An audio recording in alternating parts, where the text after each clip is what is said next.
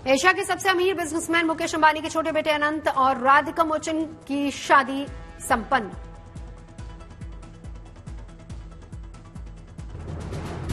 रात 8 बजे हुई वरमाला। धूमधाम से शादी की निभाई जा रही रस्में। देश विदेश से कई मेहमानों की शिरकत। शाहरुख खान ने पत्नी गौरी के साथ अनंत राधिका की शादी में शिरकत की। शाहरुख खान के बेटे आर्यन और बेटी सुहाना भी शादी में नजर आए।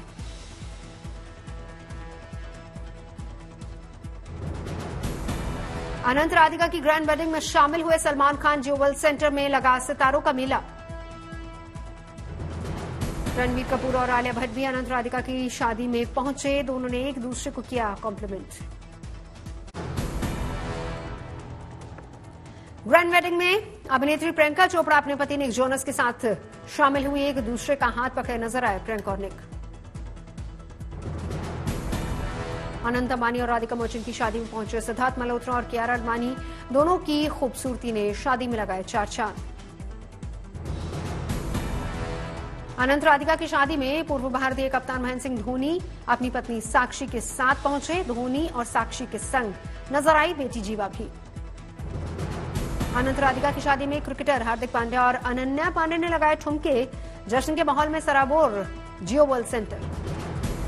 अनंत राधिका की शादी में लगा क्रिकेटर्स का जमघट। अपनी पत्नी के साथ समारोह में शामिल होने पहुंचे सूर्य कुमार यादव। क्रिकेटर केएल राहुल पत्नी आतिया शेट्टी के साथ शादी में पहुंचे। आतिया के पिता सुनील शेट्टी, मां और भाई भी साथ में मौजूद। लेजेंडरी संगीतकार ए.आर. रहमान ने अनंत राधिका की शादी में शिरकत की। फिल्म अभिनेता संजय दत्त भी समारोह में मौजूद हुए। अनंत राधिका की बारात में खूब नाचे अनिल कपूर। अपने स्टेप से लूटी महफिल। रणवीर सिंह ने भी बारात में लगाए जमकर ठुमके। बारातियों के साथ खूब थिरके। अनंत अंबानी की बारात में कार के आगे जमकर नाचे सिक्योरिटी गार्ड्स अपनी खुशी का इजहार करते नजर आए। नीता अंबानी की car Rolls Royce Phantom EWB को फूलों से सजाया गया। तस्वीरें सामने आई। Superstar John Cena Anant Ambani की शादी में पहुंचे। जॉन सीना ने लोगों को दिखाया अपना सिग्नेचर स्टाइल। अंबानी परिवार की ग्रैंड वेडिंग के लिए दुनिया भर से पहुंचे दिग्गज हस्तियां। खास मेहमानों के लिए बुक किए गए 100 से ज्यादा प्राइवेट प्लेन। यूपी के पूर्व सीएम अखिलेश यादव अनंत राधिका की शादी में शिरकत करने पहुंचे। समाजवादी पार्टी महाराष्ट्र विंग के नेताओं ने अखिलेश यादव का स्वागत किया। अनंत राधिका की शादी में शिरकत करने के लिए पहुंचे यूके के पूर्व पीएम टोनी ब्लेयर एयरपोर्ट पर नजर आए। जियोवर्ल्ड सेंटर में एक फ्रेम में दिखा पूरा अंबानी परिवार। मुकेश अंबानी, अनंत और नीता अंबानी के अलावा आकाश और बहन ईशा का परिवार भी मौजूद रहा। अनंत राधिका की शादी में शामिल होने जियोवर्ल्ड सेंटर पहुंचे एक्टर जैकी श्रॉफ, अभिनेत्री अनन्या पांडे भी नजर आई। जियोवर्ल्ड सेंटर में सितारों का जमघट। अपनी पत्नी के साथ अनंत राधिका की शादी में शामिल होने पहुंचे राजकुमार राव। अनंत राधिका की शादी में शिरकत करने जियोवर्ल्ड सेंटर पहुंची सारा अली खान। सारा के साथ उनके भाई अब्राहिम भी नजर आए। अभिनेत्री जानवी कपूर की छोटी बहन खुशी कपूर भी अनंत राधिका की शादी में शामिल होने पहुंची। खुशी कपूर की ड्रेस के पूरे चर्चे। महाराष्ट्र में विधानसभा परिषद की 11 सीटों के नतीजे घोषित। बीजेपी की अगुवाई वाले महायुति के सभी 9 कैंडिडेट्स जीत हासिल करने में सफल रहे। बीजेपी 5, शिवसेना शिंदे के 2 प्रत्याशी जीते। एनसीपी अजीत पवार के 2 प्रत्याशी जीते। अजीत पवार ने जताई खुशी। महाविकास अघाड़ी को तगड़ा नुकसान। सिर्फ 2 सीटों पर एमवीए को मिली जीत। कांग्रेस के एक उम्मीदवार की जीत। घाटी की टक्कर के बीच जीते शिवसेना। यूपीटी के मिलिंद नार्वेकर, एनसीपी शरद पवार गुट के समर्थित उम्मीदवार जयंत पाटिल की हार। चुनाव में शानदार जीत के बाद बीजेपी गदगद। बीजेपी अध्यक्ष जेपी नड्डा ने जीत की बधाई दी। 25 जून को मनाया जाएगा संविधान हत्या दिवस। केंद्र सरकार ने जारी की अधिसूचना। अमित शाह ने लिखा, इंदिरा गांधी के आपातकाल लगाकर लोकतंत्र की हत्या आत्मा का गला घोंटा था।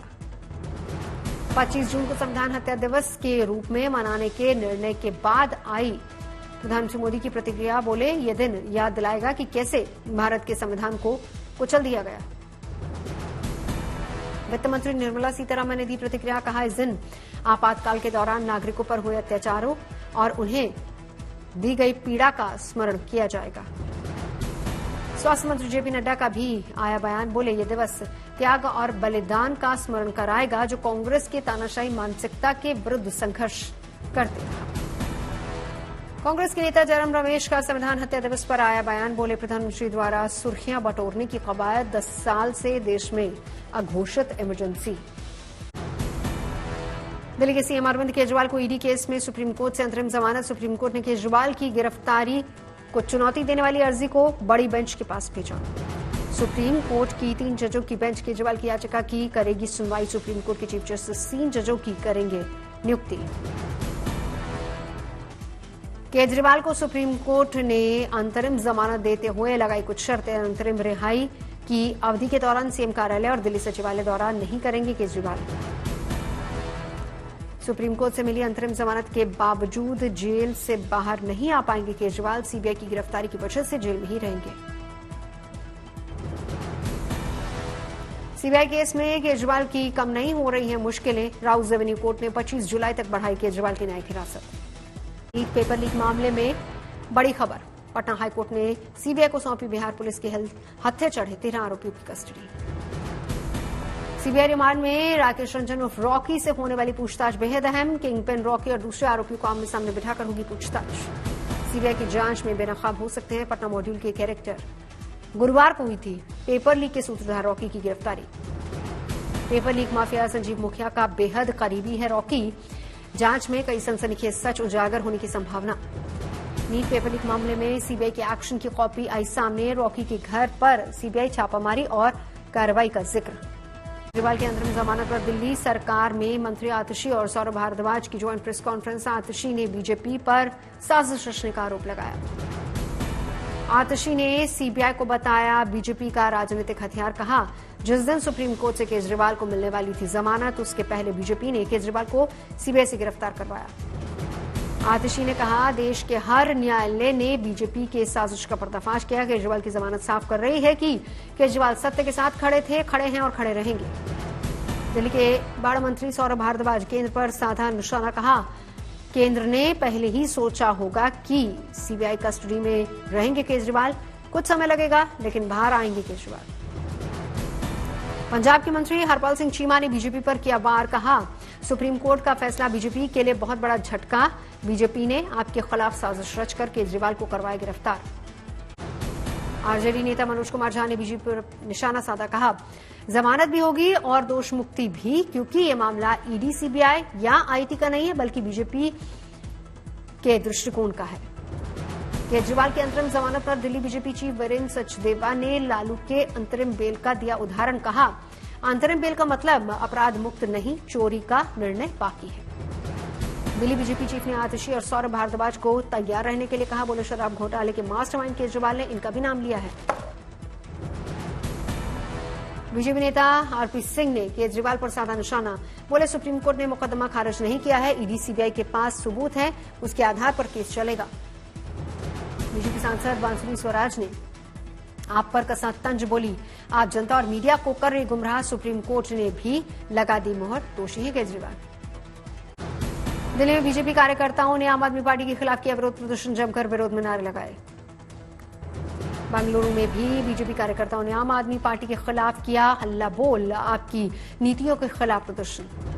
स्वाति मालीवाल पिटाई केस में विभव कुमार की जमानत याचिका दिल्ली हाईकोर्ट ने खारिज की। रिहाई मिलने से अदालत को सबूतों से छेड़छाड़ और चश्मदीदों को प्रभावित करने की आशंका।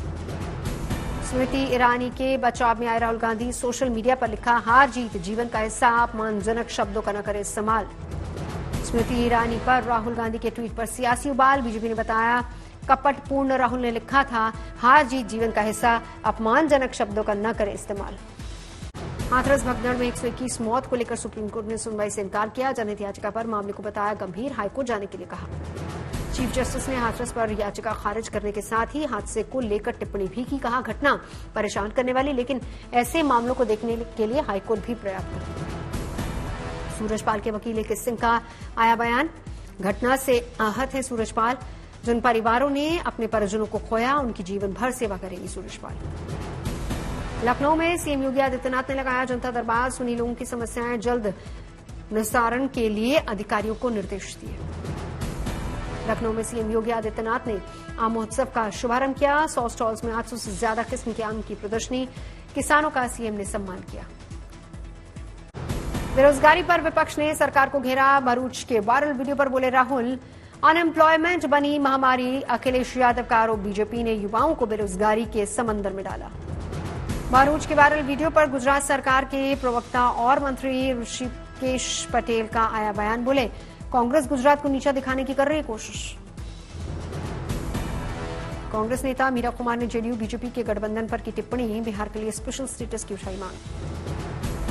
शंभू बॉर्डर से अवरोध हटाने के पंजाब हरियाणा हाईकोर्ट के फैसले पर सुप्रीम कोर्ट ने की टिप्पणी, कहा राज्य सरकार हाईवे के यातायात को कैसे रोक सकती है। हरिद्वार में सीएम पुष्कर सिंह धामी ने अधिकारियों के साथ समीक्षा बैठक की, कांवड़ मेले को लेकर तैयारियों का जायजा लिया। बागा में लगातार बारिश से बढ़ रहा गंडक नदी का जलस्तर लगातार बढ़ता जा रहा है। पानी मुजफ्फरपुर में नदी का जलस्तर बढ़ने से बाढ़ की आशंका, बाढ़ की चपेट में आ सकते हैं कई गांव। नैनीताल में कैंची गांव में पैदा हुई भूस्खलन जैसी स्थिति, प्रशासन पूरी तरह से अलर्ट। नैनीताल के जदमिला में भी मिट्टी खिसकने से रास्ता बाधित, बंद करवाया गया आवागमन। जोशीमठ में चौथे दिन भी बंद रहा बद्रीनाथ राष्ट्रीय राजमार्ग, जाम में फंसी हुई हैं कई गाड़ियां।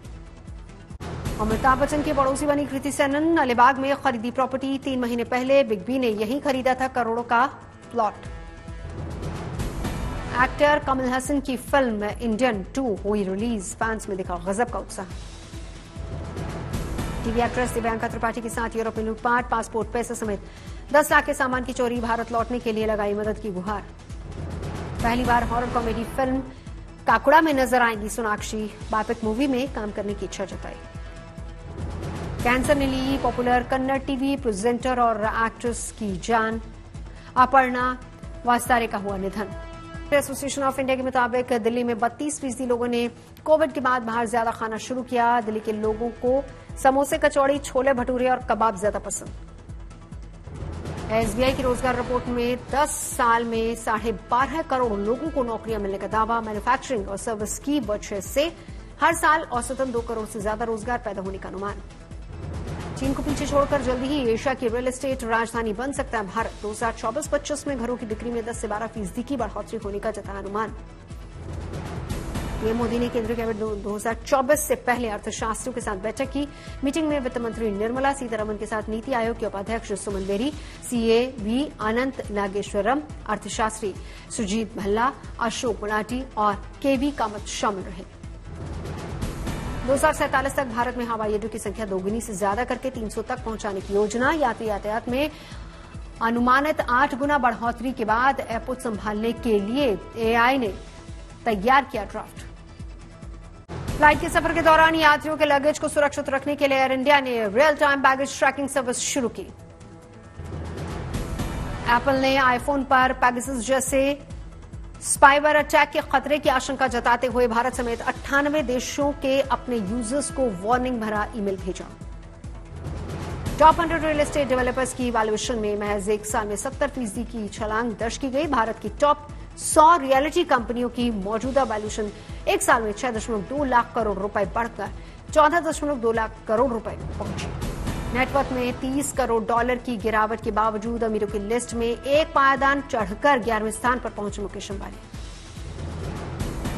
ब्रोकरेज फर्म जेफरीज का अनुमान है कि रिलायंस जियो 2025 में $112 अरब की वैल्यूएशन पर लिस्ट हो सकती है। रिलायंस इंडस्ट्रीज जियो प्लेटफॉर्म को अलग करने के बाद इसे लिस्ट करने पर विचार कर सकती है।